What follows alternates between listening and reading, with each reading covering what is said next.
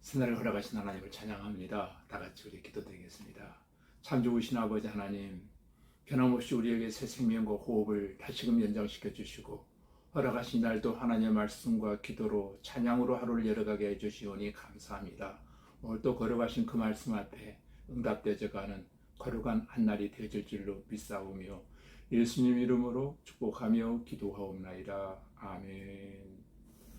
이 시간 우리에게 주신 하나님 말씀은 여호수아서 7장 22절로 26절까지 제가 읽어드리겠습니다. 이에 여호수아가 사자들을 보내매 그의 장막에 달려가 본즉 물건이 그의 장막 안에 감춰져 있는데 은은 그 밑에 있는지라. 그들이 그것을 장막 가운데서 취하여 여호수아와 이스라엘 모든 자손에게 가지고 오매 그들이 그것을 여호와 앞에 쏟아놓으니라. 여호수아가 이스라엘 모든 사람과 더불어 세라의 아들 아간을 잡고 그 은과 그 외투와 그 금덩이와 그의 아들들과 그의 딸들과 그의 소들과 그의 나귀들과 그의 양들과 그의 장막과 그에게 속한 모든 것을 이끌고 알고 골짜기로 가서 여호수아가 이르되 내가 어찌하여 우리를 괴롭게 하였느냐. 여호와께서 오늘 너를 괴롭게 하시리라 하니 온 이스라엘이 그를 돌로 치고 물건들도 돌로 치고 불사르고 그 위에 돌무더기를 크게 쌓았더니 오늘까지 있더라. 여호와께서 그의 명렬한 진노를 그치시니 그러므로 그 이름을 오늘까지 아골 골짜기라 부르더라. 아멘.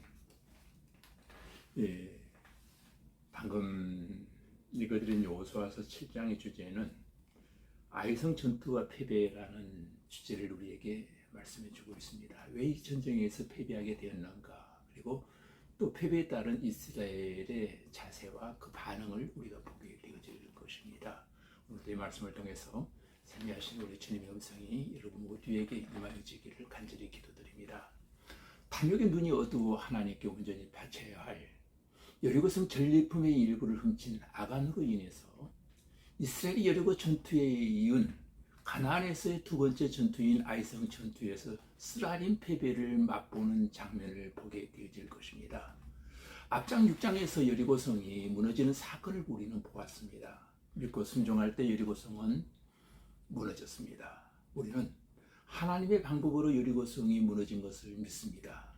오늘 7장에서는 이제 이스라엘 사람들은 그 여셀 모라 아이라는 작은 성을 공격하게 됩니다.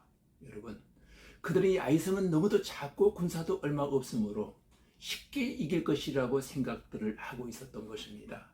여호수아는 아이성에 사람을 보내 정탐하게 했는데 그 아이성에 사는 사람은 12,000명에 불과하다고 했습니다. 싸움터에 나가 싸울 수 있는 군인은 많아야 3,000여 명 정도 되었을 것입니다.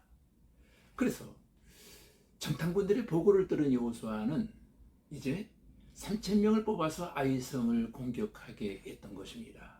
그런데 놀라운 일이 발생합니다. 아이성에 올라간 군사들은 힘 한번 써보지 못하고 36명이 죽임을 당하고 도망쳐야만 했던 것입니다. 이 일로 인해 이스라엘 백성들은 크게 놀라고 떨었습니다. 있을 수 없는 일이 지금 발생하고 있는 것입니다. 5절을 보니까 마음이 녹아 물같이 되었다라고 기록하고 있습니다. 이 패배는 여호수아와 모든 이스라엘 백성들에게는 커다란 슬픔과 두려움을 가져다 주기에 마땅했을 것입니다. 10절 이하의 말씀을 보게 되면 이스라엘의 패배의 원인은 두 가지로 볼 수 있습니다. 첫 번째 원인으로는 믿음을 잃어버렸다는 것입니다. 여리고성의 공격은 믿음에서 출발했습니다. 여리고성이 무너진 것은 이스라엘 백성들의 믿음과 순종 때문이었습니다. 여리고성을 공격할 때는 이스라엘은 처음부터 마지막까지 오직 믿음으로, 오직 순종으로 침묵하며 기도로 시작해서 기도로 끝을 냈던 것입니다. 그러나 아이성을 공격할 때에는 인간적인 방법을 동원했던 것입니다. 여리고성의 공격에서 성공한 이스라엘 민족은 그 승리를 하나님의 은혜의 사건으로 생각하기보다는 자신들의 능력으로 된 것으로 착각 중에 착각에 빠져버린 겁니다. 착각했습니다. 그래서 그들은 기도하지 않았습니다. 하나님은 인간이 자기 마음대로 해보려고 하면 하나님이 손을 놓으시는 것입니다. 사람이 떠들면 하나님은 침묵하시는 것입니다. 이스라엘 패배의 두 번째 원인은 바로 범죄한 아간 때문이었습니다. 오늘 7장 1절 말씀에 보면 이스라엘 자손들이 바친 물건을 인하여 범죄함으로 여호와께서 이스라엘 자손에게 진노하시고 계시는 장면을 보게 될 것입니다. 보통 싸움에서 이기면 승리한 쪽에서 적들이 쓴 모든 물건을 취하게 되어져 있습니다. 그런데 하나님께서는 여리고성에서 어떠한 전리품도 취할 수 없다는 명령을 내리셨습니다. 그런데 아간이라는 사람이 마음의 욕심을 품게 되었습니다. 아간이 물건을 보고 탐심이 생겼고 몰래 훔쳤습니다. 그리고 그 물건을 자신의 장막 안에 땅을 파고 숨겨두었던 것입니다. 24절부터 26절까지 보시면 결국 아간은 불순종 때문에 감춘 것 때문에 자신과 가족, 자기 소유의 짐승까지도 알고 골짜기에 묻히게 되어지고 말았던 것입니다. 여러분은 무엇을 감추고 사십니까? 어떤 분은 때로 믿음을 감춥니다. 자기 욕심을 위해서, 자기 야망 성취를 위해서 믿음을 감춥니다. 어떤 분은 천국을 향한 소망을 감추기도 합니다. 어떤 이는 자기가 하나님의 사람인 것을 감춥니다. 이익을 위해서 말입니다. 또 어떤 분은 자신이 하나님의 사람인 것을 드러내면 소리날 것이 있을 것 같아서 하나님의 사람임을 숨깁니다. 어떤 사람은 하나님의 나를 감춥니다. 죄를 성스를 하지 않습니다. 어떤 사람은 하나님의 것을 감춥니다. 성경에 하나님께서 이것을 내 것이라고 구별해 놓으신 것이 있습니다.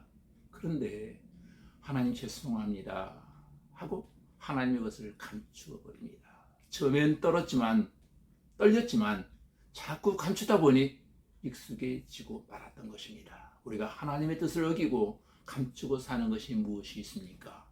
그것이 다 불순종이요, 인간의 야망 때문에 감추는 것이 아닙니까? 내가 가진 것 가지고 큰 소리 치기 전에 하나님의 원하심이 무엇인지 먼저 살피고 내가 가진 욕심을 버릴 때 하나님이 우리와 함께 계심을 믿으시기를 바랍니다.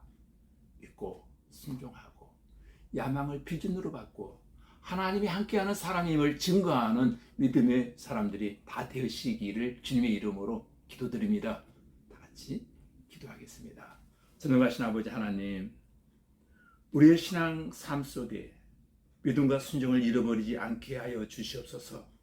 지난날은 믿음과 순종으로 여리고성이 무너졌는데 믿음과 순종을 잃어버리고 기도하지 아니하므로 하나님께 불순종하는 범죄를 저지름으로 아이성에서는 철저하게 패배하는 것을 보았습니다. 마음의 탐심을 버리게 하시고 처음 사랑, 처음 믿음 잘 간수하게 하시고 주님의 참된 제자로서 하나님의 자녀된 신분을 감추지 아니하며 세상을 향하여 드러내게 하시고 하나님의 나를 감추지 아니하며 주일 성수를 생명처럼 지킬 수 있게 하시고 믿고 순종하고 야망을 비전으로 바꾸어 하나님이 함께하는 사람임을 증거하며 살아가도록 하나님 축복하여 주시옵소서. 예수님 이름으로 기도하옵나이다. 아멘.